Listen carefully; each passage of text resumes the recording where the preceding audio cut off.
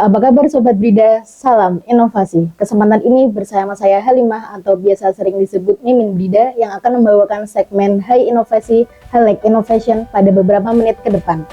Sebelum lebih jauh, kalian tahu nggak sih apa itu Brida?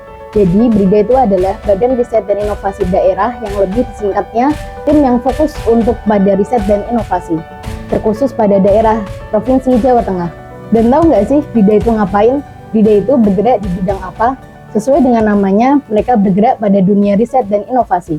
Lanjutnya, mari kita sekarang bahas apa itu dengan segi dari inovasi.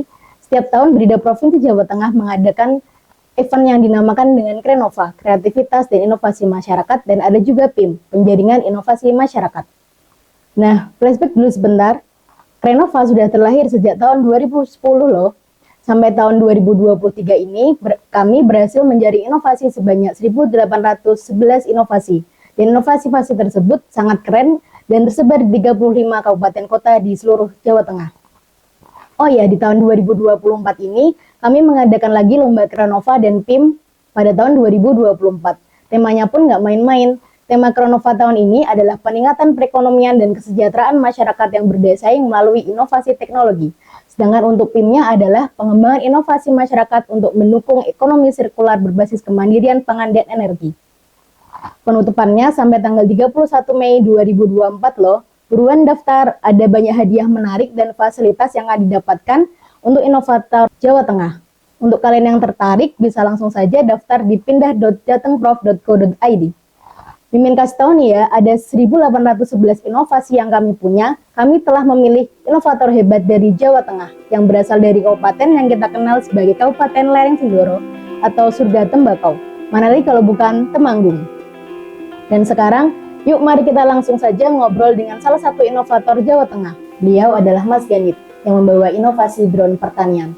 Kita bakal mendengarkan cerita inspiratif dari beliau. Sudah siap ya dengerin ceritanya? Halo Mas Ganit, apa kabar? Baik. Perkenalkan, saya Halimah. Oh iya, siap ya.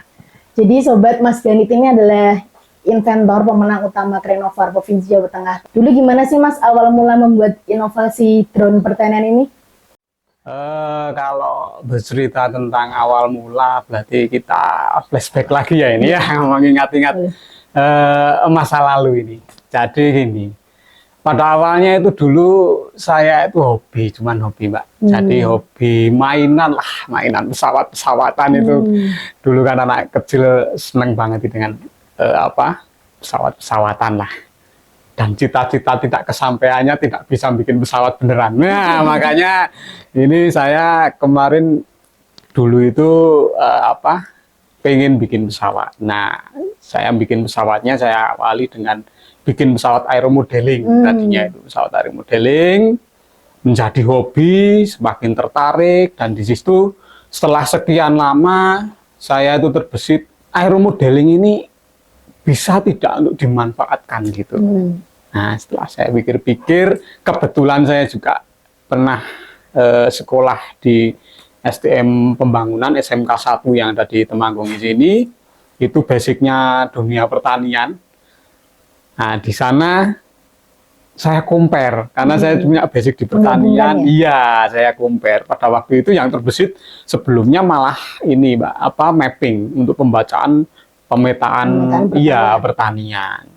Tapi di situ berjalannya waktu, saya terjun juga sedikit-sedikit tahu tentang dunia pertanian. Kita ngobrol ke para petani, otomatis ada keluh kesahnya para petani. Petani itu mempunyai keluhan, mempunyai permasalahan, mempunyai macam-macam lah. Nah, itu saling cerita, tukar pengalaman, dan ternyata saya manfaatkan dengan tanda kutip dengan baik. Ternyata saya mengambil peluang bahwa permasalahan petani itu rezeki saya, gitu. Gimana caranya permasalahan petani jadi rezeki saya? Pada waktu itu saya compare service, ternyata di alat mesin, karena saya basicnya dari teknik alat mesin itu yang belum tercover apa? Ternyata kebanyakan para petani itu adalah metode penyemprotan. Jadi alat mesin itu untuk masa sekarang itu mungkin sudah sangat canggih-canggih sekali.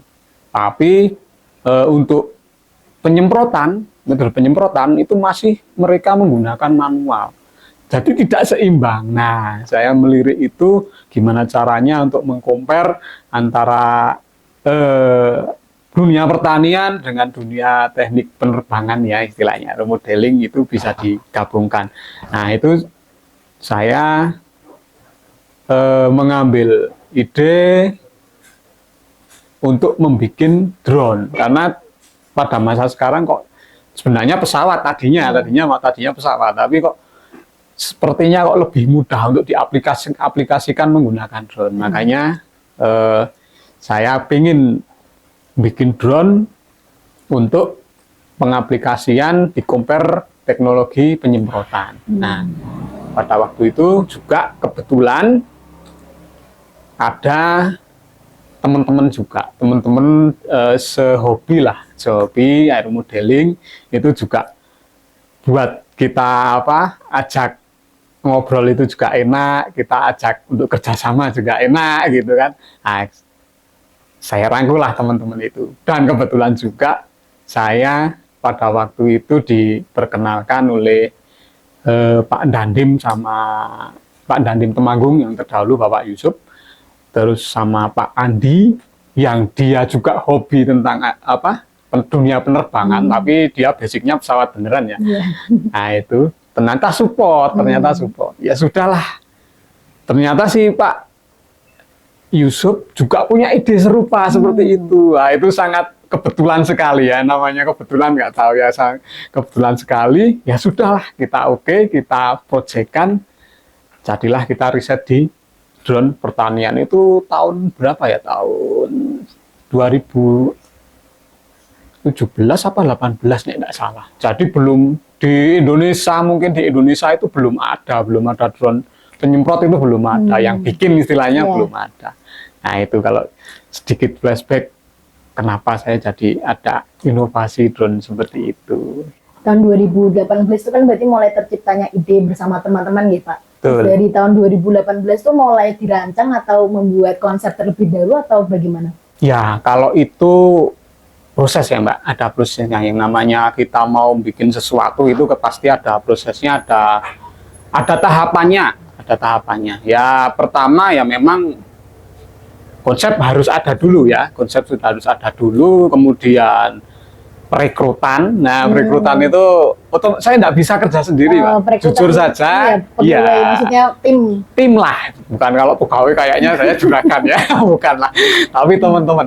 Jadi tim lah saya pembentukan perekrutan tim. Nah, itu tim juga kita dibantu sama Pak Yusuf juga, sama Pak Andi juga. Kita merekomendasikan teman-teman mana yang berkompetensi untuk membantu kita di pembuatan atau perakitan drone pertanian ini. Gitu. Tadi timnya tuh ada berapa pada awal masa pembentukan? Kalau awal ya Mbak, awal tim kita itu banyak Mbak. Itu tidak salah ya, sekitar 9 orang. Kalau tidak salah itu. Sekitar 9 orang. Cuman berjalannya waktu ada yang ada kesibukan lain mungkin, atau mungkin ada istilahnya bukan passionnya juga ada sih sebenarnya. Jadi ketika kita rekrut ternyata tidak sesuai terus mereka juga istilah sadar diri, oh iyalah saya tak nggak ikut bagian itu, tak bagian lain saja gitu. Ada ya seperti itu. Dan pada akhirnya sampai sekarang tinggal 3 orang. Yang dulu pada awal mulanya kita masih 9 orang, tapi dengan perekrutan perekrutan dari backupan Pak Yusuf sama Pak Andi ya. Sampai sekarang saya sendiri, berdiri sendiri. Tim saya tinggal 3 orang. Efektif. Kalau lebih sedikit malah lebih efektif dari ya itu kan terseleksi sendiri Mbak nanti. Seleksi alam. Dari tahun 2018 tadi berapa lama Pak telah menjadi drone pertanian itu? Proses ya ini berarti prosesnya. Proses lagi. Jadi saya agak sedikit lupa ya, 2017 apa 18 kita mulai ya. Itu proses sampai terwujud drone hingga dapat lisensi. Jadi drone itu dulu bikinan kita, bukan saya ya. Dulu masih kita timnya masih banyak.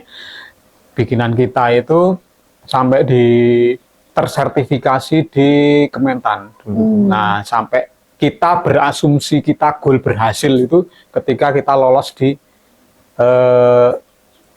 sertifikasi Kementan itu. Ya, itu prosesnya dari awal itu dari 2017, saya katakan 2017 gitu aja biarin. Nah, 2017 itu hampir risetnya itu 1 tahun. Tapi itu kita prototipe dulu, Mbak. Jadi kita bikin prototipe versi mininya, ya versi mini. Pada waktu itu bikin kapasitas hanya berapa ya, 3 liter nih tidak salah. Ya 3 liter lah, cuman 3 liter. Dan itu pun masih banyak trouble dan sebagainya macam-macam. Melalui proses terus repair lagi, kita upgrade lagi, kita cari solusinya, kendalanya apa gitu, sampai goal prototipe itu benar-benar jadi bagus, bisa dioperasionalkan, baru kita aplikasikan ke drone yang berkapasitas lebih besar. Nah, berkapasitas lebih besar pada waktu itu kita bikin dengan kapasitas langsung 15 liter. Ya, pada waktu itu langsung bikin 15 liter. Dan itu pun ternyata kita di drone prototipenya sudah lancar. Ternyata ketika kita aplikasikan ke drone yang sebenarnya yang ukuran besar itu ya? Tetap ada kendala lagi. Ternyata dari segi rangka frame itu juga sangat berpengaruh sekali. Pada waktu itu ketika kita aplikasikan ke drone yang besar ukuran 15 liter, frame itu kuat. Iya, banyak trouble-nya, ada kendala, ada macam-macam lah, dan sedikit banyak kendala dan permasalahan itu nanti timbulnya ketika kita mulai aplikasikan ke para petani untuk dipakai. Nah, saya terima kasih sekali dengan para petani, makanya keluhan mereka itu sebagai motivasi kami lah, gitu, sebagai motivasi. Mas, gini ternyata pada waktu itu. Yang bawanya pertama, Mas, bawanya susah. Oh ya, dibikin bisa dilipat gitu kan, lebih ringkes. Iya, ternyata di tempat lain, Mas. Nah, itu saya kalau dilipat gitu mau di sawah mau nerbangke harus rakit dulu, kelamaan. Nggak usah aja ya sudah dibikin. Nah, sampai goalnya itu goal itu tahun, kalau tidak salah sampai tersertifikasi itu tahun 2020 awal, ya, tahun 2020 awal itu tersertifikasi ke Kementan. Dan ternyata di sana itu banyak drone-drone yang mau disertifikasi. Jadi tidak hanya satu yang berinovasi seperti itu nih? Bukan, tapi drone yang dari luar mau masuk ke Indonesia. Oh, iya, sudah ada drone dari luar negeri, ternyata sudah ada yang bikin, tapi ya beda lah dengan kita lah, ya inovasinya beda lah dengan kita, karena kita juga ada inovasinya di situ, ada sistem sirkulasi yang dia istilahnya di tangki itu biar chemicalnya tidak mengendap, itu dia ada pengaduknya. Pada waktu itu belum ada drone seperti itu kan. Belum ada drone seperti itu. Nah, kita bikin inovasi salah satunya seperti itu. Ternyata drone-drone dari luar itu sudah ada yang bikin gitulah, sudah mau masuk ke Indonesia tapi tidak lolos di sertifikasi. Iya, itu di Kementan ini tidak lolos tersertifikasi. Alhamdulillah untuk bikinan lokal yang dibikin para pemuda Temanggung. Nah, pada waktu itu ya masih muda, sekarang udah agak tua ini. Nah, itu malah lolos tersertifikasi, Pak. Nah, itu alhamdulillah sekali sampai sekarang lah lanjut gitu. Untuk yang menggunakan pertama kali itu di daerah mana? Daerah Temanggung sendiri atau itu sebagai kenalan atau bagaimana? Ya, kita pertama kali sosialisasi tentunya di daerah kita sendiri dulu. Pada waktu itu kita pernah sosialisasi yang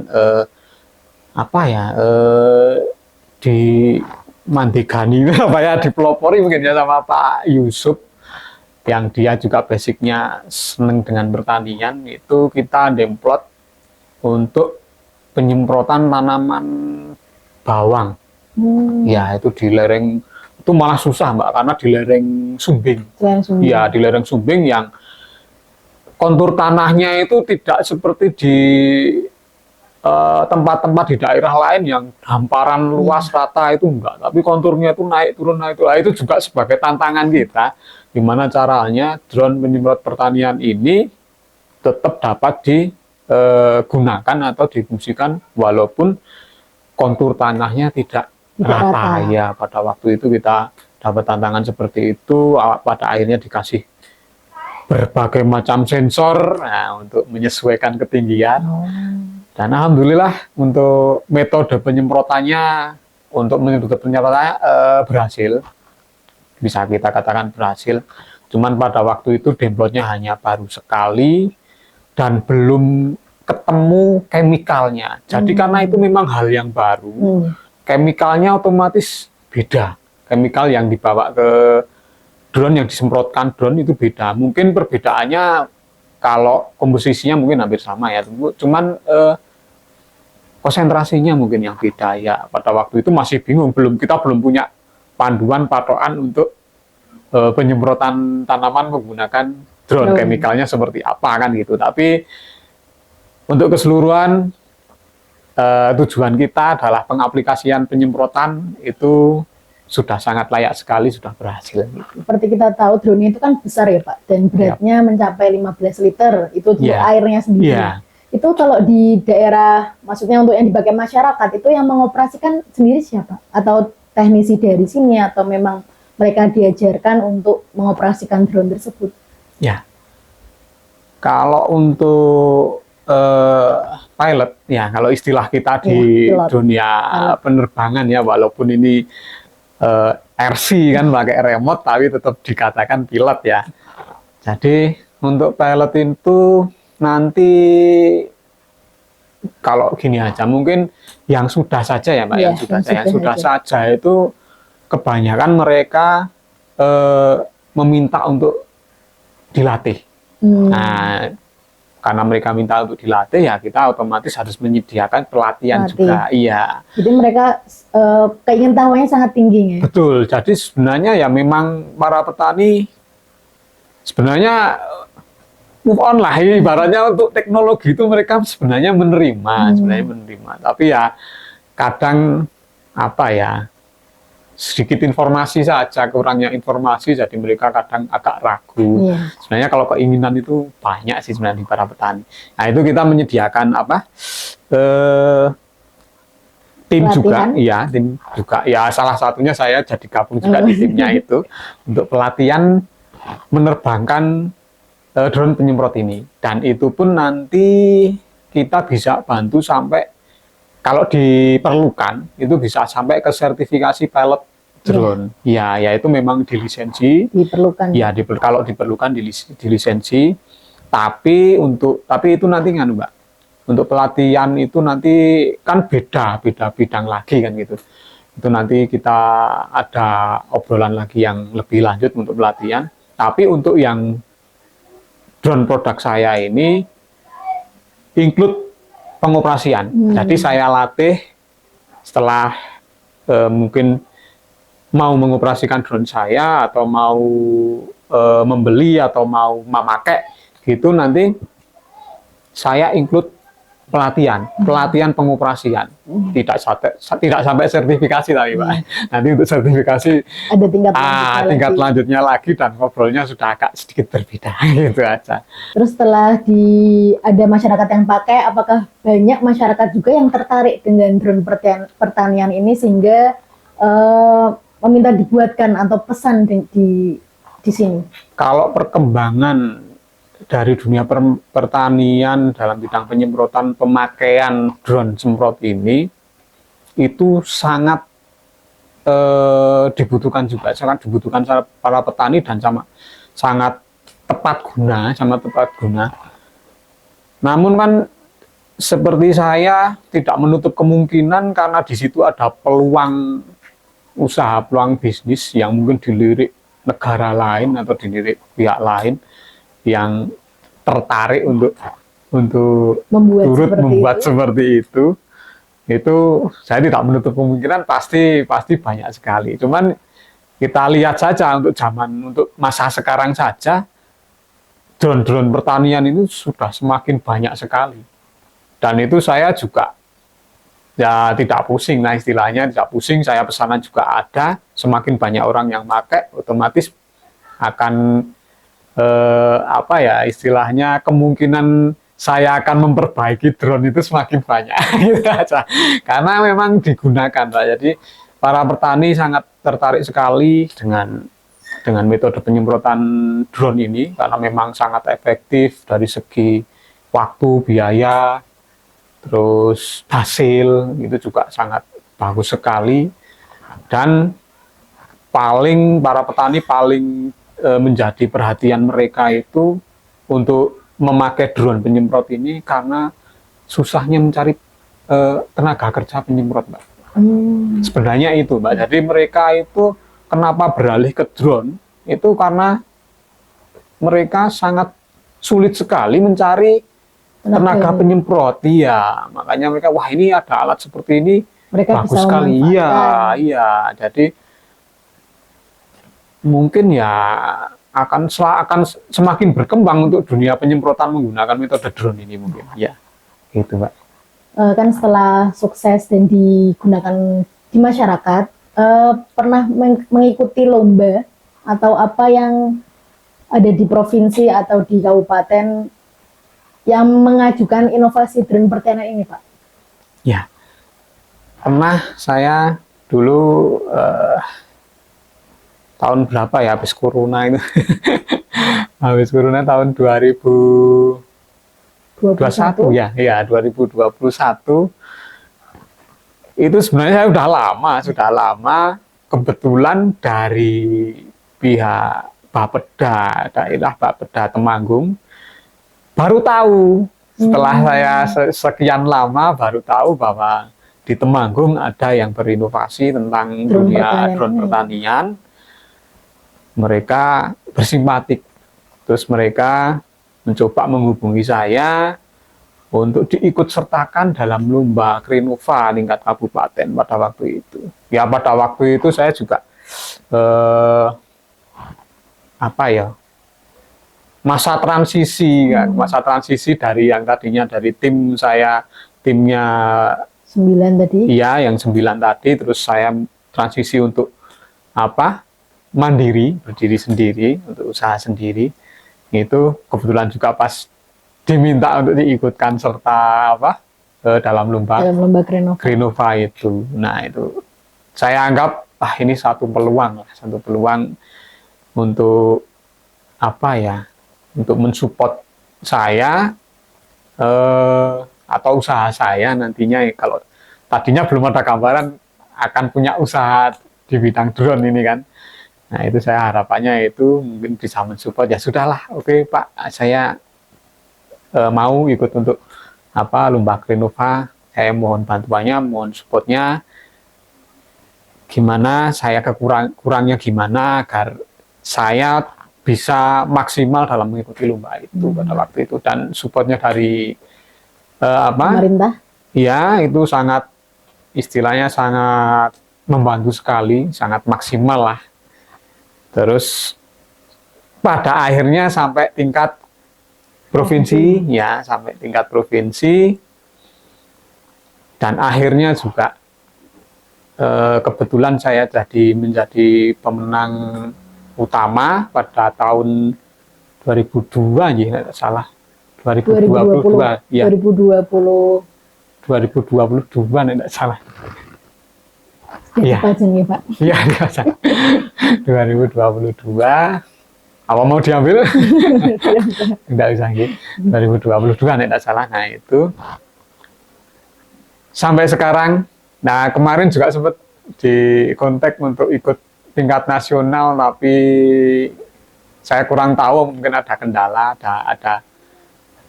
ada mungkin apa ya, administrasi yang belum terpenuhi atau gimana, saya kurang tahu ya. Saya cuma nunggu kabar saja, misalkan saya diminta sampai ke apa nasional, ya ayo saja. Kalau tidak pun saya sudah cukup sangat terima kasih sekali kepada pemerintah, khususnya Brida sama Bapeda Temanggung, itu sudah sangat cukup sekali, sudah bantu saya istilahnya untuk memberikan kesempatan saya untuk berprestasi, untuk dapat dimanfaatkan masyarakat banyak lah gitu, Mbak.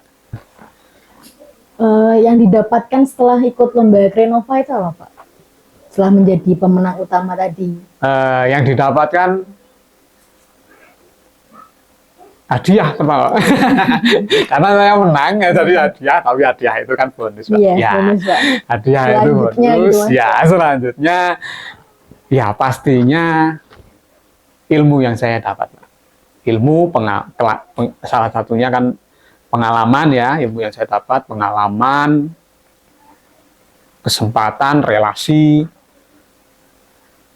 macam-macam, temen, pokoknya tidak ada ruginya lah. Tidak ada ruginya lah untuk ikut untuk yang didapat dari saya mengikuti lomba di Brida itu gitu. Tapi untuk selain lomba Krenova, apa pernah mengikuti lomba lainnya? Kalau di bidang dunia drone pertanian belum ada sih, Mbak. Karena memang kalau dunia pertanian ya adanya kita kalau perlombaan kan inovasi ya, Mbak. Inovasi. Ketika inovasi sudah dilombakan, nggak mungkin lagi dilombakan lagi, karena kan inovasi kan satu ya, sekali kan terjadi sekali. Itu nggak mungkin dilombakan. Tapi kalau di dunia air modeling sering sekali saya tetap ada perlombaan. Tapi perlombaan kan kompetisi resmi lah, ibaratnya. Kebetulan saya di sini juga menjabat sebagai ketua air modeling Kabupaten Temanggung. Jadi selain saya mengurusi kerjaan di dunia penerbangan, juga di perlombaan saya juga atlet-atlet saya juga melatih ya, mengurusi untuk berprestasi menjadi atlet gitu, Pak. Kan pencapaiannya udah luar biasa ya, Pak, ikut lomba Krenova tingkat provinsi, terus dari drone pertaniannya sudah diimplementasikan kepada masyarakat. Terus apa yang akan dikembangkan lagi, Pak? Rencana ke depannya apa, Pak? Ya, kalau kita bicara untuk pengembangan drone itu, kalau tadi Mbaknya bilang sudah sangat spektakuler, itu kayaknya wah belum. Karena kita kalau mau bicara teknologi itu tidak bisa dicegah, Pak. Teknologi itu tidak bisa dicegah, akan selalu berkembang, dan kalau kita tidak mengikuti itu tidak lama saja langsung tertinggal. Iya, langsung tertinggal. Jadi kalau harapan saya ya tetap untuk secara umum itu semoga pengembangan drone itu selalu ditingkatkan, entah itu di dunia pertanian, entah dunia kehutanan dan macam-macam. Yang penting halnya positif, tidak merugikan orang lain, karena drone juga karena sangat fleksibel ya, untuk apapun bisa kan. Nah itu harapan saya ya untuk pengembangan drone itu ya, kalau di Indonesia, karena Indonesia itu dunia pertanian dan kelautan, ya saya basicnya pengennya mengembangkan drone itu tetap di dunia pertanian dan kelautan. Dan masa sekarang ini saya lagi istilahnya kepingin sekali berinovasi, mempunyai angan-angan gimana caranya drone ini saya ingin punya inovasi untuk di bidang kelautan. Nah, makanya tadi kecil-kecilan, misalkan bikin drone untuk mancing itu kan image-nya orang, itu drone mancing itu drone buat apa? Hobi, buat hobi, buat mainan. Tapi ternyata setelah diaplikasikan, jangan salah, bukan cuma buat hobi, ternyata nelayan pakai itu, dan itu nelayan itu menjadi mata pencaharian, kan gitu. Nah, kayaknya sepele ya, ini drone buat hobi, buat mancing, buat itu nggak masuk lah untuk perekonomian. Jangan salah, ternyata yang sudah pakai drone mancing itu ternyata meningkatkan hasil tangkapan. Nah, ketika meningkatkan hasil tangkapan, itu akan meningkatkan pendapatan dari para nelayan. Itu contohnya seperti itu. Ada lagi yang kemarin ada sempat tanya untuk membuat drone, Mas, coba dibikin drone untuk penanaman tanaman bakau. Itu sebenarnya sudah ada konsep, sudah ada ide, tinggal pengaplikasian untuk bikin prototipe. Saya nunggu investor aja karena tetap biayanya itu akan sangat mahal sekali. Ya itu, Mbak, perkembangan drone tetap harus selalu ditingkatkan. Gitu. Nah, ini Pak, harapan apa sih Pak untuk anak muda zaman sekarang mengenai inovasi-inovasi yang ada? Apakah anak generasi muda itu harus meningkatkan inovasi atau mereka harus mencari ide untuk membuat inovasi? Harapannya seperti apa, Pak? Kalau harapan saya untuk anak muda, secara umum, itu mungkin saya fokuskan lagi di bidang saya, yaitu drone sama pertanian. Saya berharap untuk para generasi muda cinta untuk dunia pertanian. Karena dunia pertanian pada masa sekarang itu sudah menggunakan teknologi. Tidak membosankan. Yang tadinya pertanian itu image-nya para pemuda itu membosankan. Sekarang tidak membosankan. Coba carilah para pemuda informasi tentang dunia pertanian. Betapa mengasihkannya. Betapa menguntungkannya. Daripada kita istilahnya hanya bekerja, pinginnya jadi karyawan, pinginnya jadi apa gitu. Jadilah pertanian, karena Indonesia ini potensi sekali untuk pertanian. Itu saja, Pak, untuk para muda. Baik, mungkin cukup ya Pak untuk hari ini. Terima kasih kepada Bapak yang telah memberikan banyak informasi dan motivasi untuk kita generasi anak muda dan kita yang ada di Indonesia untuk memajukan negara kita sendiri. Baik teman-teman, itulah adalah perbincangan kita dengan Pak Ganit.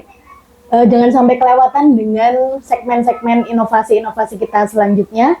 Jangan lupa ikuti kami di website brida.jatengprof.co.id atau di Instagram kami @brida_jawa-tengah. Oh ya teman-teman, jangan lupa untuk daftarkan diri Anda di Krenova 2024. Pendaftarannya sampai tanggal 31 Mei 2024. Bertemu lagi dengan saya Halimah di segmen Hey Innovation, Highlight Innovation.